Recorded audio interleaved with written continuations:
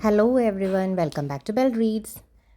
Today we are going to read another beautiful story from the fairy tales, the ever loving fairy tale Cinderella.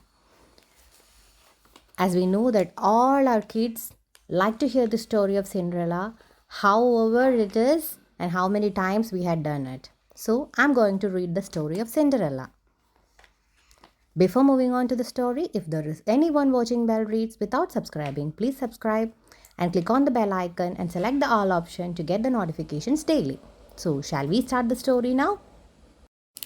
Once upon a time, there lived a girl named Cinderella. After her father's death, Cinderella had to live with her stepmother and stepsisters. They were very mean to her. They made poor Cinderella do all the chores. She cooked and cleaned and sewed, but she never ever complained. She did all the work at her home without any help from anyone, but she never complained about anything. And one day, they received an invitation from an annual ball at the castle. They got an invitation from the castle about an annual ball where the prince will be holding a feast for all the ladies in the town. Cinderella's stepsisters bought the finest of the dresses and got ready for the ball.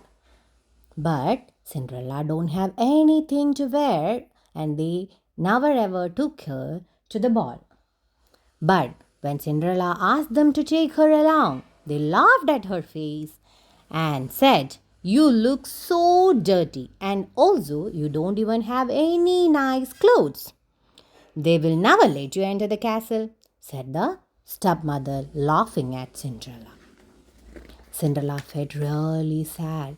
They left Cinderella, poor Cinderella, crying in the garden.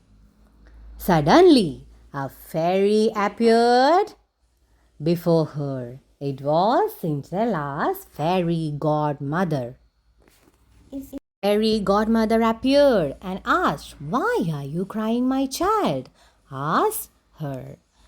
Cinderella said, "I really wanted to go to the ball, but I don't have anything to wear, not even a nice clothes to look good enough in front of others. So how will I go to the ball? They never took me inside. They will never ever take me inside." Then the fairy just waved her wand and Cinderella's dirty torn dress turned into a beautiful gown. She tapped a pumpkin and it turned into a magnificent carriage.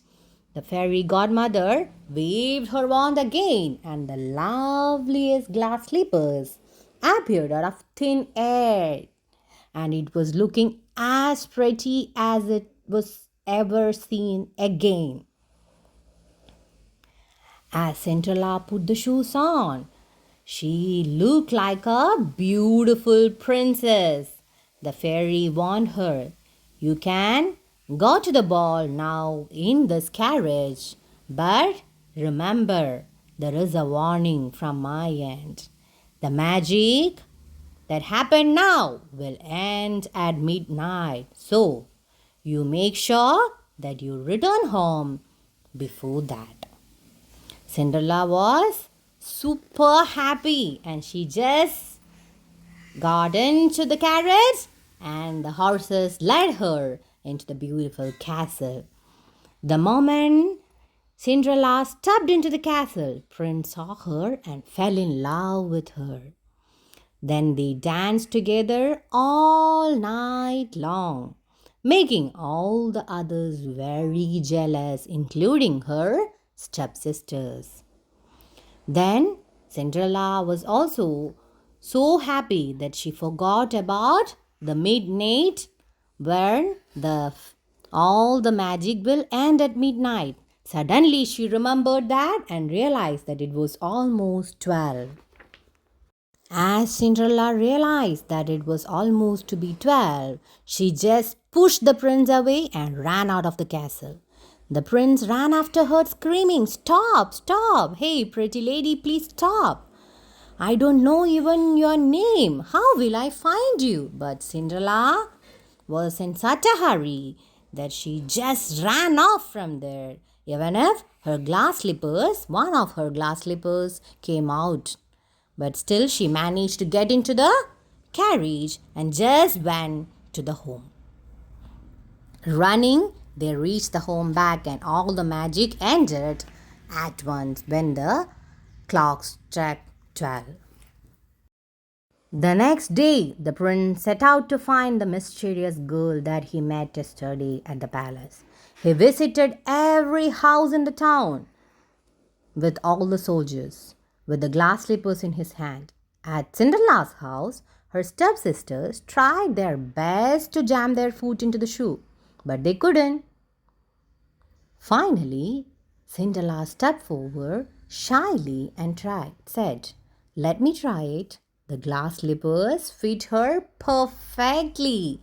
"I found you," the prince was super happy that he exclaimed and said, "I found you finally." And he was very happy. And at the end, the prince took Cinderella to his castle, and at the castle, as a great grand festival, they both got married, and then they lived happily ever after.